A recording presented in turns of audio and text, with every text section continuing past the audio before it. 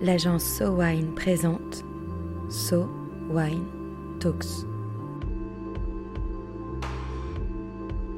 La première série de podcasts analysant les tendances marketing et communication dans l'univers du vin et des spiritueux.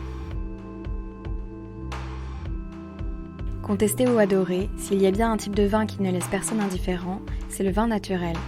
Penchons-nous sur ce sujet d'actualité, le label Vin Méthode Nature ayant été officiellement reconnu le mois dernier, accompagné d'une charte d'engagement définie par l'INAO, la DGCCRF et le syndicat de défense des vins naturels. Les vins naturels, aujourd'hui avec Arnaud Daffy. Arnaud, aujourd'hui on va parler d'un sujet polémique dans le monde du vin s'il en est, le vin naturel. Effectivement, c'est un sujet vraiment polémique. Je pense que si vous voulez animer une soirée avec des producteurs de vin ou des gens du monde du vin, vous lancez le sujet du vin naturel, qui est pour, qui est contre, qu'est-ce qu'on en pense, vous êtes certain de finir dans un beau pugilat. C'est vraiment un sujet qui divise, qui oppose, et du coup je trouve que c'est un sujet captivant pour ces raisons. Alors déjà, est-ce que vous pouvez nous expliquer ce qu'est le vin naturel ? Ce qui est certain, c'est qu'un vin défini comme naturel est un vin qui doit être à minima bio dans les vignes, c'est-à-dire ne pas faire d'usage d'intrants chimiques et phytosanitaires dans les vignes. Et c'est un vin qui ne va faire appel à aucune technique œnologique, on va dire moderne, dans la vinification du vin. Et il y a ce petit débat sur les sulfites. Il ne va pas y avoir d'usage des sulfites pendant la vinification, sauf ce qui est autorisé, entre guillemets, de mettre un peu de sulfite à la mise, c'est-à-dire lorsqu'on met le vin en bouteille, pour qu'il se préserve dans le temps. Donc c'est vraiment une intervention œnologique à minima. Et est-ce que les Français savent ce qu'est le vin naturel ? Alors les Français nous disent, et ça c'est les chiffres du baromètre So Wine, les Français nous disent à 45% qu'ils savent ce que c'est qu'un vin naturel. Ce qui est beaucoup parce qu'ils ne sont que 15% à dire qu'ils savent ce que c'est qu'un vin en biodynamie.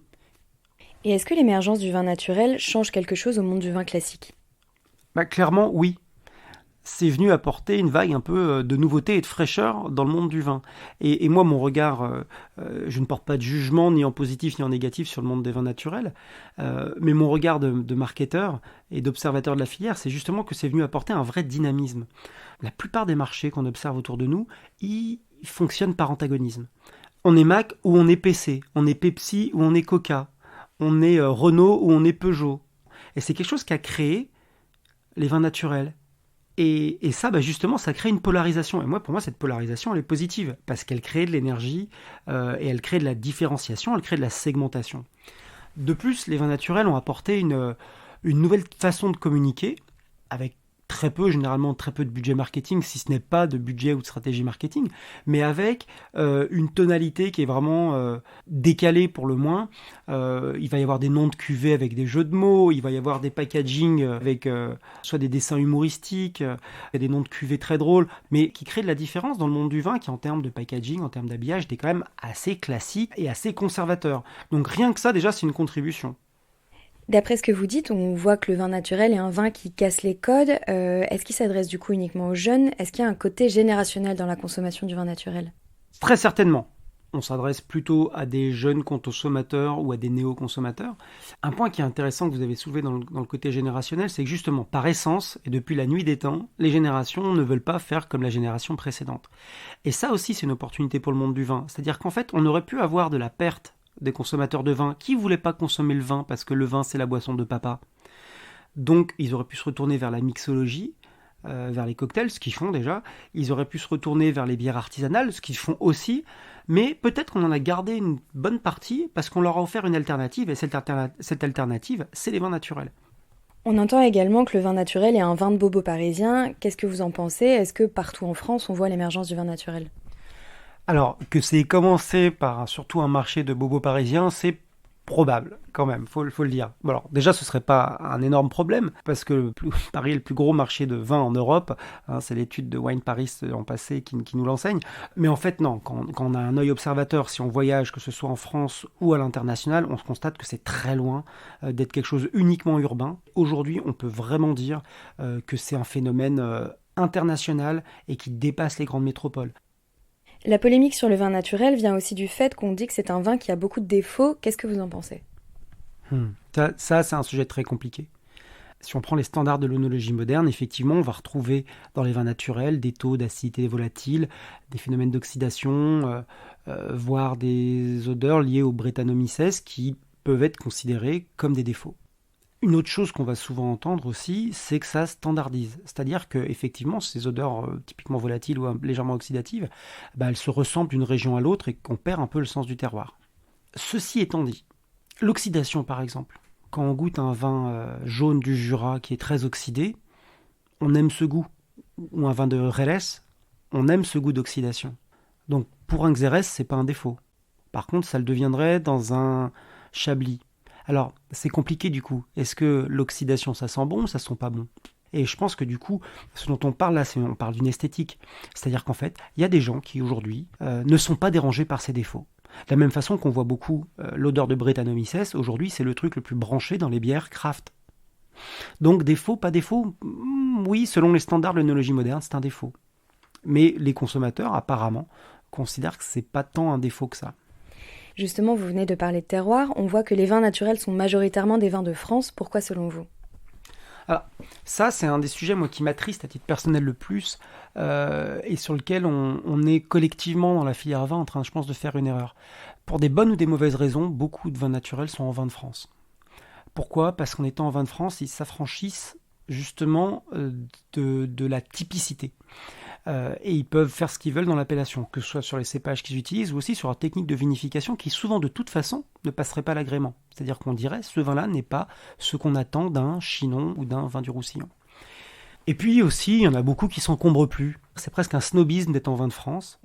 Et beaucoup de vins naturels ne demandent même plus l'agrément puisqu'ils n'ont plus besoin de ce tampon de l'AOC pour vendre leurs vins et les vendre très bien. Résultat, c'est un peu un jeu perdant-perdant entre le collectif et eux. C'est perdant parce que souvent, les vignerons dont on parle en ce moment, qui créent un peu de l'excitation, ça va être des vignerons naturels. Et du coup, quand une interprofession comme l'interprofession des vins du Roussillon ou Interloire veut faire la promotion des vins de Loire, on ne présente pas ces gens-là puisqu'ils ne font pas partie de la bande, puisqu'ils ne cotisent pas, puisqu'ils ne revendiquent pas l'appellation.